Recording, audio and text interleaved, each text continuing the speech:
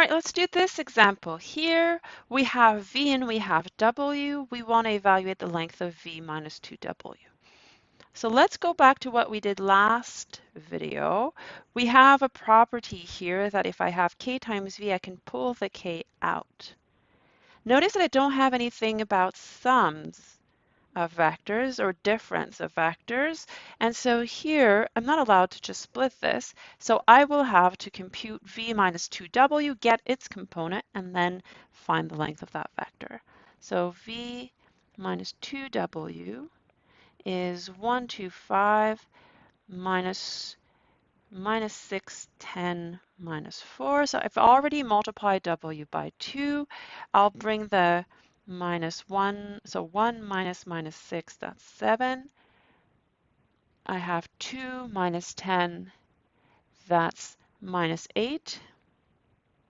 5 minus 4, that's 9. And so the vector 7 minus 8, 9. And so if I want to look at its length, I'll use these components. So it's going to be 7 squared minus 8 squared plus 9 squared. If I tally that up, that's going to be root of 194. Right, so no shortcuts using the properties, but not too hard. All right, so I want to find a unit vector in the same direction as v, that's b. So I have v here.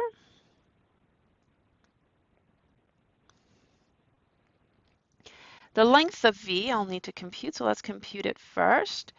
That's the length of 125. Again, we're going to use square root of 1 squared plus 2 squared plus 5 squared, and I'm going to get 1 plus 4 plus 25, that's 30. All right, so I have a vector here of length root of 30. I want to get a vector of length 1. Well, it's a bit confusing because this is not a nice number, but what this property says here is I can build a unit vector by stretching or shrinking by 1 over length of v. So let's use that. So 1 over length of v, that's going to be a new vector.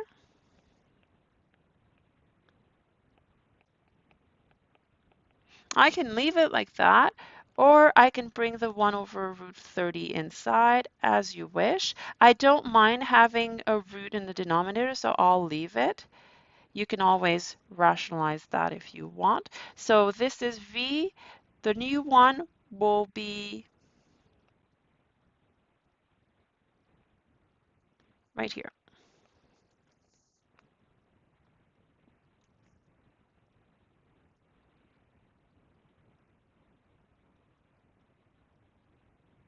All right, so I want to find a vector of length 12 in the opposite direction of w. So now w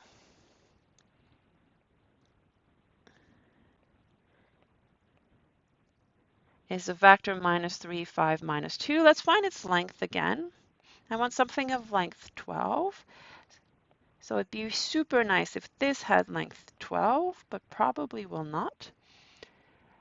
So this one is root of 3 squared, so 9, plus 5 squared, 25, plus 2 squared, 4. So that's 28, a third for 29, 38. So root of 38. So if I wanted a unit vector, I could take 1 over length of w. So 1 root of 38, 3, 5, minus 3, minus 5, minus 2. So this would give me a little unit vector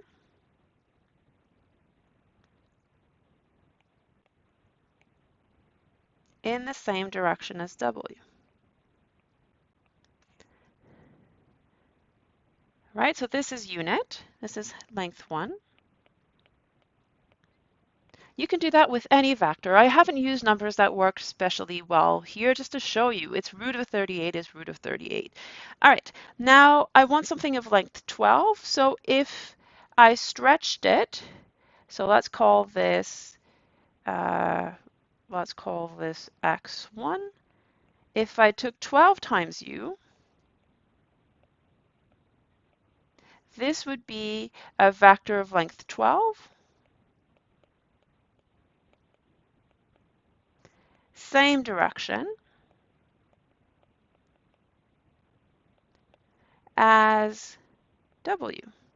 So I could stretch u to something of length 12. All right, that's close. That's not what I want. I want 12 in the opposite direction. So all I have to do now is flip it. So let's call this x2. That'd be minus x1. So minus 12 root of 38 minus 3, 5, minus 2. That will be this vector. Same length as x1, opposite direction. So length 12,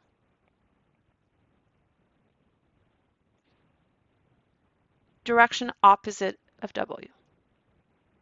All right, perfect. That's what we wanted. So this is length 12,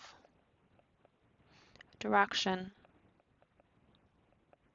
opposite of w.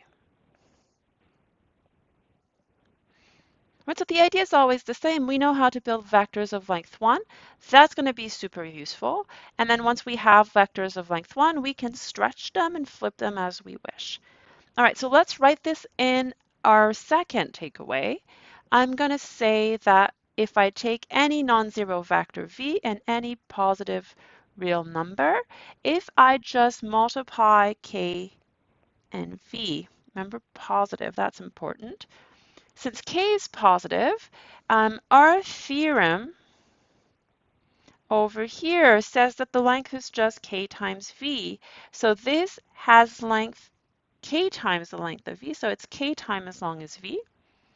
And since k is positive, it's in the same direction as v. So same direction as v, but k times as long as v.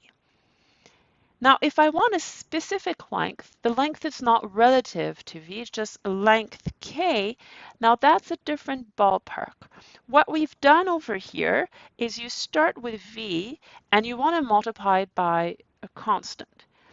We'll start by dividing it by the length of v. That's going to shrink it to a unit vector. Then if I multiply that by k, in our example here, our k was 12. So if we multiply that by 12, we'll get a vector of length 12. If we multiply it by k, we get a vector in the same direction as v, but has length k. And again, if you want opposite direction, that's fine. Just add a minus to that.